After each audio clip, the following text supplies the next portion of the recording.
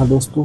मैं आज बात करने वाला हूं कि भारत में आज तक सैन्य तख्तापलट क्यों नहीं हुआ। बाकी के पड़ोसी देश, चाहे वो पाकिस्तान हो, चाहे वो नेपाल, म्यांमार, अफगानिस्तान, श्रीलंका, जहां भी आपने देखा होगा कहीं ना कहीं सैन्य तख्तापलट हो ही जाता है। अगर हम बात करें एग्जाम्पल में पाकिस्तान की, तो वहाँ पे ऐसी कोई भी गवर्नमेंट नहीं है जो 5 साल चला पाई हो। चाहे वो आप नवाज शरीफ के गवर्नमेंट की बात कर लो या इमरान खान की, कोई भी गवर्नमेंट 5 साल रन नहीं कर पाई है। ऐसा भारत के केस में कैसा होता है कि यहाँ पे कभी भी सेना ने तख्तापलट नहीं किया या सेना ने इंटरफेयर नहीं किया। ऐसा क्या है भारत में? तो सिंपल सी बात आती है, वो आती है कि डेमोक्रेसी। आप कहेंगे कि डेमोक्रेसी तो हर जगह है, चाहे हर जगह चुनाव होते हैं, सारी कंट्रीज़ में चुनाव होते हैं, तो ऐसा भारत के केस में, स्पेशल केस में ऐसा क्यों है? तो इस चीज़ की जानकारी हमें मिलती है जब हम बैक साइड जाते हैं, अपने हिस्ट्री में देखते हैं। तो जब ब्रिटिशर्स इंडिया आते हैं तो उस समय ब्रिटिशर्स का एक टारगेट था कि यहाँ पे केवल वो ट्रेड करना चाहते थे, ना कि और उनका कोई मोटिव था। बट जब यहाँ पे आते हैं तो उनको एक बात समझ में आती है कि इंडिया के जो लोग थे, यहाँ के जो राजा थे, वो छोटी छोटी बातों में आपस में लड़ते थे। तो उस चीज़ का उन्होंने फ़ायदा उठाया। उन्होंने सबसे पहले तो क्या किया कि अपने किले बनाए। किले बनाने के बाद उन्होंने अपने फोर्ट्स की रखवाली करने के लिए वहाँ पे अपनी आर्मी थी उसको रखी। आर्मी में भर्ती किसको किया? तो जो इंडिया के लोग थे उन्हीं को भर्ती करना स्टार्ट किया। ये कहानी स्टार्ट होती है तभी से। बट अगर वहाँ पे देखा जाए तो ऐसा क्यों हुआ? क्योंकि जो रूलिंग पार्टी जो ब्रिटिश से गवर्न कर रही थी, वो थी महारानी। महारानी क्या करती थी? चार्टर भेजती थी इंडिया में। चार्टर के अकॉर्डिंग ही यहाँ पे मतलब रूल होता था। फिर क्या होता है, सबसे पहला जो विद्रोह होता है वो 1857 का होता है, जब सैन्य जो इंडियन की मिलिट्री थी, मतलब इंडिया मिलिट्री नहीं थी, वो ब्रिटिश की मिलिट्री थी, उसने विद्रोह कर दिया। तब वहाँ की ब्रिटिश की गवर्नमेंट को लगा कि कहीं ना कहीं अगर सेना के पास पावर रहेगी तो कभी भी विद्रोह कर सकती है। इस चीज़ को ध्यान में रखते हुए उन्होंने जो यहाँ की जो कंपनी थी, जिसको आप ईस्ट इंडिया कंपनी के नाम से जानते हैं, उस ईस्ट इंडिया कंपनी से सारा कुछ छीन के महारानी ने अपने हाथों में रख लिया। उसके बाद यहाँ पे गवर्नर जनरल बन के राज करना स्टार्ट किया। गवर्नर जनरल जो अपनी रिपोर्ट थी वो दे दी थी महारानी को, और महारानी वहाँ से चार्टर भेजती थी कि कैसे कैसे राज करना है। यहाँ तक कहानी हो जाती है। लेकिन 1857 की क्रांति के बाद एक बात तो समझ में आ गई थी ब्रिटिश गवर्नमेंट की कि अगर सेना के पास पावर रहेगी वो कभी भी विद्रोह कर सकती। इस चीज़ को ध्यान में रखते हुए उन्होंने बहुत सारे कमांड्स में डिवाइड करना स्टार्ट कर दिया। उन्होंने सबसे पहला रूल्स ये इम्प्लीमेंट किया कि जो 1857 की क्रांति में ब्रिटिशर्स के साथ थे या ब्रिटिशर्स के अगेंस्ट थे, जो ब्रिटिशर्स के साथ थे उनसे उन्होंने उनसे जो पर्सनल थे उनसे ज़्यादा भर्ती करना स्टार्ट कर दिया। जो इनके अगेंस्ट थे उन कम्युनिटी से इन्होंने कम भर्ती किया।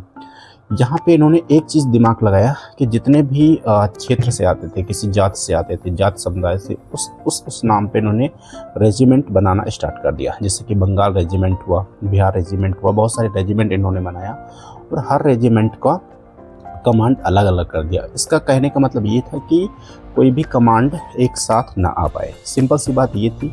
आपने देखा होगा जब पहला वर्ल्ड वार होता है 1914 का, तब भी ब्रिटिशर्स की तरफ से इंडिया की जो सेना थी वो लड़ने जाती है। जबकि 1939 में जब सेकेंड वर्ल्ड वार होता है तब भी इंडियन मिलिट्री मतलब जो ब्रिटिश के अंडर थी वो भी जाती है, ब्रिटिश के साथ लड़ने जाती है जर्मनी के खिलाफ। ऐसा कैसे हो सकता है कि इंडिया में विद्रोह भी चल रहा है और उसके साथ साथ हमारे यहाँ के मिलिट्री है जो जाके ब्रिटिश के साथ लड़ रही है? इसलिए ऐसा पॉसिबल था क्योंकि जो ब्रिटिशर्स थे उन्होंने ऐसा रूल सेट किया था कि कभी भी आर्मी अगेंस्ट जा ही नहीं सकती थी। ऐसा उन्होंने फंडामेंटल सेट किया था। तो उसी चीज़ को ध्यान में रखते हुए जब हमारा देश आज़ाद होता है तो सबसे पहले जो करियप्पा साहब थे उनको कमांडर इन चीफ बनाया जाता है।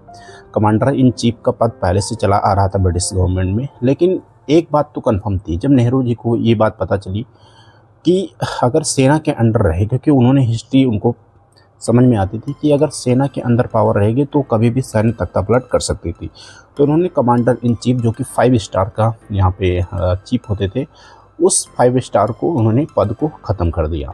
और जो सबसे पहले बात करूँगा त्रिमूर्ति भवन की, जो प्राइम मिनिस्टर नेहरू जी का 20 साल तक उनका रेजिडेंस भी रहा, वो रेजिडेंस सबसे पहले कमांडर इन चीफ का हुआ करता था। उस रेजिडेंस को हटा के प्राइम मिनिस्टर का भवन बना दिया गया और कमांडर इन चीफ का पद हटा दिया गया। तो सबसे पहले एक फैक्चुअल बात यह है कि अभी तक केवल 5 स्टार जो रैंक के अफसर हुए वो 2 ही थे। एक तो थे करियप्पा साहब और दूसरे जो थे वो थे सैम मानेकशॉ, ठीक है, जो सैम बहादुर के नाम से मूवी भी आई थी। ये 2 ही 5 स्टार रैंक तक गए हैं, बाकी सब 4 स्टार हो गए, ठीक है। यहाँ तक होती है बात।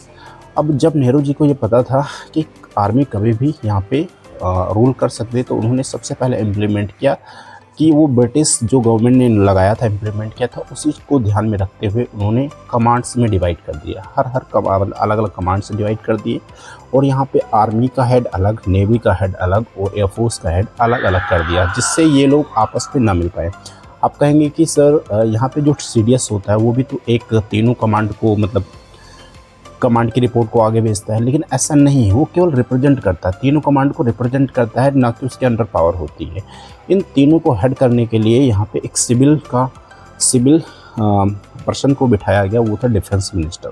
और डिफेंस मिनिस्टर के ऊपर भी आ गया तो वो आ गया प्रेसिडेंट, जो तीनों सेनाओं का मालिक होता है, ठीक है। तो डिफेंस मिनिस्टर को यहाँ पे बिठाया गया, जो कि एक पब्लिक प्लेस से आता है, मतलब पब्लिक उसको चुन के भेजती है, तो इनका तालमेल नहीं बैठ पाया। इसी कारण से आज तक भारत में सैन्य तख्तापलट ना होगा, न हुआ है, न होने की कोई गुंजाइश है। इसीलिए क्योंकि जो पब्लिक और जो मिलिट्री का बॉन्डिंग अलग अलग है, मतलब वो दूसरे बैकग्राउंड से आते हैं, ये दूसरे बैकग्राउंड से आते हैं, तो कभी भी ऐसा पॉसिबल नहीं है। अगर एक सेना करना भी चाहती है तो दूसरी सेना उस चीज़ को नहीं करेगी। क्यों नहीं करेगी? क्योंकि इनका कॉम्बिनेशन ही नहीं मिल सकता है, ठीक है। तो बहुत सारे कॉम्बिनेशन है, इस चीज़ से आज तक भारत में सैन्य तख्तापलट नहीं हुआ।